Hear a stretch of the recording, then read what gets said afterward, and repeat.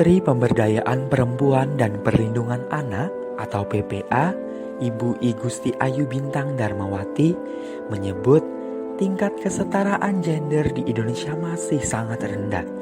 Hal ini tercermin dari Indeks Kesetaraan Gender yang dirilis oleh Badan Program Pembangunan PBB atau UNDP. Indonesia berada pada peringkat 103 dari 162 negara, atau Indonesia berada di posisi terendah ketiga di Asia Tenggara. Pemerintah Indonesia telah menetapkan 2045 sebagai Tahun Indonesia Emas, sebagai target terwujudnya kesetaraan antara perempuan dan lelaki. Kesetaraan adalah bagaimana perempuan dan lelaki sama-sama mendapatkan 4 hal, yakni akses, partisipasi, kontrol, dan mendapatkan manfaat. Rumitnya perwujudan kesetaraan gender di Indonesia berkaitan dengan timpangnya akses, partisipasi, kontrol, serta kesempatan memperoleh manfaat antara perempuan dan laki-laki. Salah satunya dipicu nilai patriarki dan konstruksi sosial di masyarakat.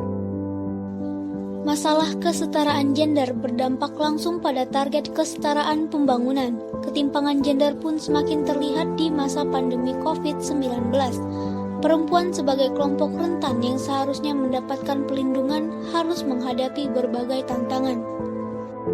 Tantangan yang cukup sulit yang dihadapi oleh kaum perempuan di negeri ini adalah bentuk diskriminasi, kekerasan, maupun pelecehan.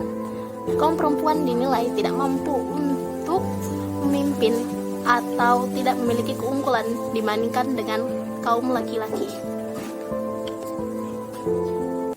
Oleh karena itu, kami di sini menawarkan solusi untuk terciptanya kesetaraan gender di negeri ini, yaitu dengan membuat suatu komunitas yang bernama Sri Kandi, yang bertujuan untuk mewujudkan kesetaraan antara kaum laki-laki dan juga perempuan, menciptakan keamanan dengan melindungi perempuan dimanapun mereka berada, dan menyongsong kesejahteraan keluarga, yaitu dengan memberdayakan kaum perempuan agar memiliki kemampuan di dalam berbagai bidang, seperti pendidikan, bisnis, kepemimpinan, dan berbagai bidang lainnya.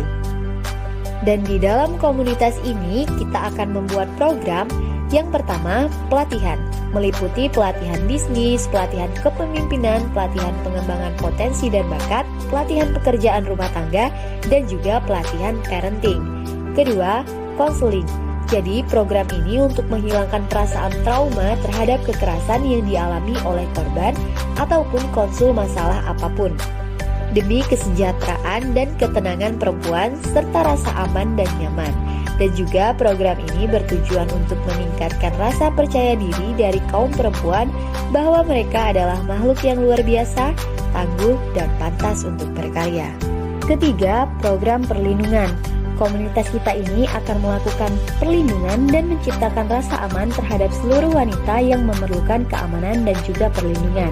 Dan tentunya komunitas ini akan bekerja sama dengan pihak Kementerian Pemberdayaan Perempuan dan Perlindungan Anak, Komnas HAM, Perlindungan Perempuan, Kementerian ESDM, pihak berwajib, psikolog, dan instansi-instansi terkait lainnya.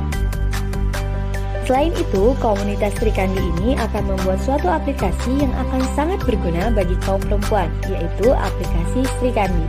Di dalam aplikasi ini akan ada beberapa fitur yang diantaranya adalah fitur pengaduan. Jadi fitur ini berguna untuk mengadukan segala bentuk diskriminasi dan tindakan kekerasan yang dialami perempuan, dan hasil pengaduannya akan diproses di Lembaga Perlindungan Perempuan, Komnas HAM maupun pihak berwajib. Lalu ada fitur 991. Fitur ini akan memberikan pertolongan dan keamanan bagi perempuan yang mengalami tindak kekerasan atau pelecehan. Dalam fitur ini juga akan langsung terhubung ke pihak berwajib ataupun pihak lembaga lainnya. Kemudian ada fitur Goib atau Gojek Aji. Fitur ini akan sangat berguna untuk perempuan yang merasa was-was ketika menggunakan kendaraan umum, karena Gojek ini akan memberikan keamanan 100% terhadap penumpangnya. Dan juga, Sri Kandi akan bekerja sama dengan aplikasi transportasi online lain. Jadi fitur Goib ini tidak hanya bisa diakses di aplikasi Sri Kandi saja, namun terdapat juga di aplikasi transportasi online lainnya, di mana tenaga kerja pada fitur ini adalah perempuan dari pagi hingga sore sebagai bentuk pemberdayaan pekerjaan perempuan dan pria untuk malam hari. yang tentunya telah diseleksi secara ketat dan di-training dengan baik. Aplikasi komunitas Sri Kandi akan dilengkapi dengan sebuah alat berbentuk smartwatch yang diberi nama Sri Watch. Alat ini mudah dibawa kemana-mana, di mana alat ini bisa mengakses lokasi pengguna dimanapun yang otomatis masuk ke 991 komunitas Sri Kandi dan tersedia beberapa tombol emergency, yakni situasi tidak nyaman, situasi rentan, dan situasi bahaya. Serta terdapat juga seperti panggilan darurat yang bisa menghubungkan langsung pengguna ke komunitas Sri Kandi.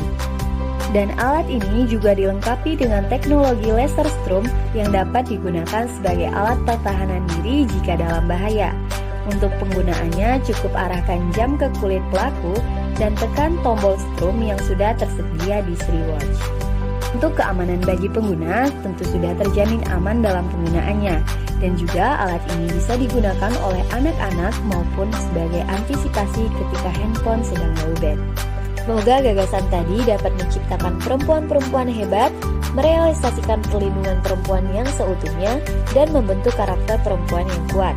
Dan tentunya gagasan tadi diharapkan dapat mewujudkan tujuan SDG poin kelima, yaitu gender equality.